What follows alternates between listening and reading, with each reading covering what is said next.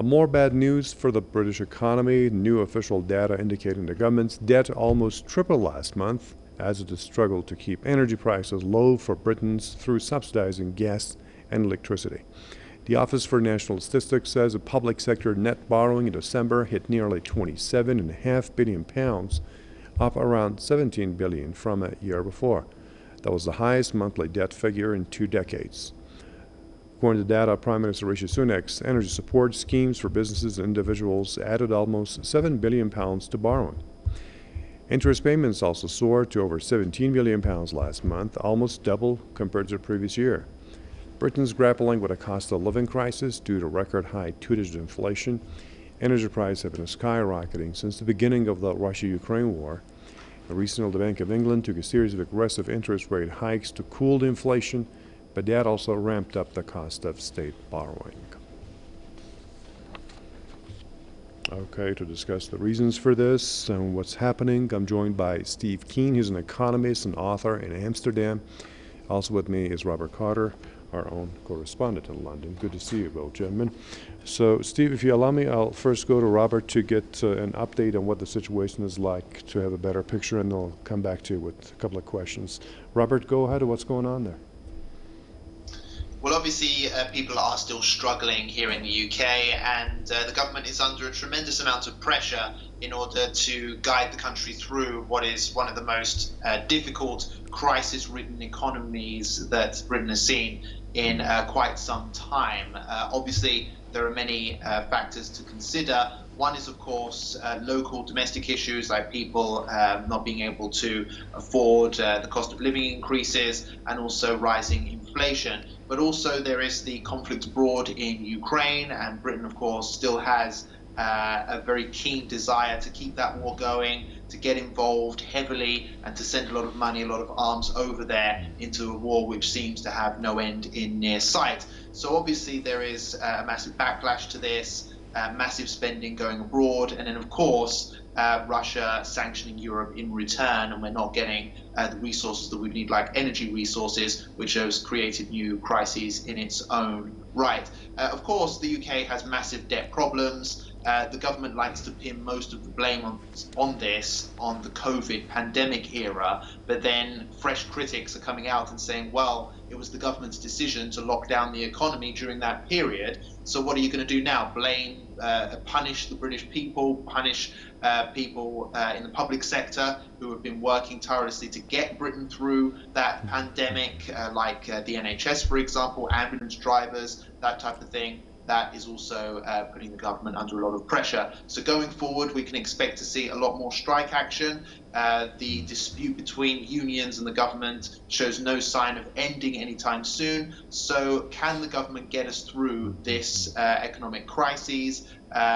Who knows? But the fact of the matter is, Rishi Sunak, the Prime Minister, has a very short space of time in order to fix these issues, because in the next election, many people are expecting that the Conservatives will probably lose unless he can turn things around very quickly. Okay. Now, Steve, whatever has caused this problem, has put Britain into this trouble, we've discussed it already. Now, whatever is the cause, is whether it's COVID, the Ukraine war, I don't know, Brexit, a strike on top of a strike, whatever that is.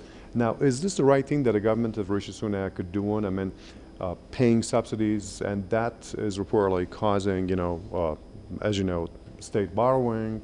And I just announced the figures, and also the Bank of England also, whatever it did, it's again adding to state borrowing. So is this a good thing that the government is doing to address the issue? Yes, and let's get the word right here. It is not borrowing, it is creating money. The whole idea that the government borrows the money it creates is crazy. It's been drilled into us by textbook economics, which is fundamentally wrong, which doesn't understand money creation at all. So what you're saying is the government created that many pounds in the last year, and then those pounds were then backed by government bonds, which were sold to the banks so that they could get an income stream out of the assets that they were forced to take on, because when the government spends more than it taxes, it puts that money into people's deposit accounts, which are liability to the banks, and that also turns up at exactly the same amount of funding as reserves for the banks created by the deficit. And then the government sells bonds to the banks, which they buy using those reserves. So it's money creation, it's not money borrowing. And this is, the question is, the only borrowing that you and I borrow money from a bank, we can't create it. If you and I create money, we go to jail, okay? The government is one of the two legal money creators in the economy. It creates this money. It is not borrowing it. Let's get that straight first of all. Okay. But the second thing is, then when you're creating this money, is it sufficient for what the economy needs at the time is the question. And of course we needed that money during COVID. People also need that money so they can pay their electricity bills, because Britain is not an energy producer, it's an energy importer. And to import that, it has to have American dollars. And the British government can't print American dollars, just like it can't make Saudi Arabian oil. So that is the main challenge that it faces. The trade deficit this generates and the absence of domestic productive capability. And frankly, that domestic productive capability has been undermined by decades of worrying about government debt, which should not be a concern. Okay. And Steve, what's the solution to this? I mean, there are strike actions you see. Teachers are not happy, railroad workers, nurses, and others, and they're, walking out their jobs, and the government doesn't like this. They're trying to restrict this.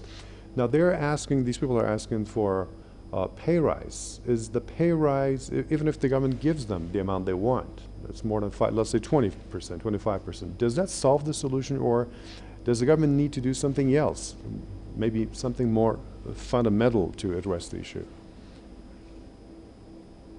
The orientation has had for the last 40 years, which has been obsessing about reducing the level of outstanding government bonds, which really means the government spends less than it should do to create the money the private sector needs for commerce. And that has undermined the capacity to build an industrial sector in Britain. It's deindustrialised, and that's the main problem that it faces. So if the government doesn't create enough money, the economy falls over, and that's what we're seeing. So it has to reverse that obsession about reducing the level of government bond sales, which is what we should really call government debt. And then you might have a chance to reverse the direction the British economy has gone in, where it's been basically pulling out its productive capability. And it's the decline in productive capability that matters, not the increase in the amount of government bonds on issue. Okay, good. And Robert, I got a quick question for you. How do the Britons feel about this? I mean, when they see that the government is still contributing to the Ukraine, the government militarily, given the fact that that money could be better spent back at home? Well, it would be an interesting one to find out. Obviously, no one's really asking that question in the mainstream because it is an issue. I think people are aware of it, but obviously the establishment media has no interest in opening up that debate, because then, of course, it undermines Britain's role in that conflict and can potentially pressure the government to start spending a lot less and pulling out its resources from challenging Russia and its spending in NATO and so on and so forth. But going forward this year, there is actually a No to NATO protest movement which is about to start up. It's a new movement which has been started by some left-wingers, with their first event being held in London next month in February. Now, that would be very interesting to see how successful that group is. They're working alongside Stop the War coalition, I believe. So depending on the support they get, that would be a good indicator as to how public opinion is regarding the war in Ukraine right now. But ultimately, we have seen government ministers criticizing trade union bosses for pressuring the government on wages and so on, simply accusing them of, well, you're basically acting as some kind of agent of Putin, asking for money which we don't have during this conflict going on, which should be the focus of British spending, government spending. And obviously that's a ridiculous claim, but it shows that the government is worried about that potential narrative circulating around. And as times go on and times get harder for ordinary people, that debate may start to open up and questions may start to arise, especially if the war really drags on as long as people fear it might. On top of that also comes the coronation ceremony money. Okay. Let me thank my guest, Steve Keen, economist and author, joined me from Amsterdam, and our own correspondent in London, Robert Cotter. I thank them for the contribution, and thank you for watching this edition of the News Review on Press TV.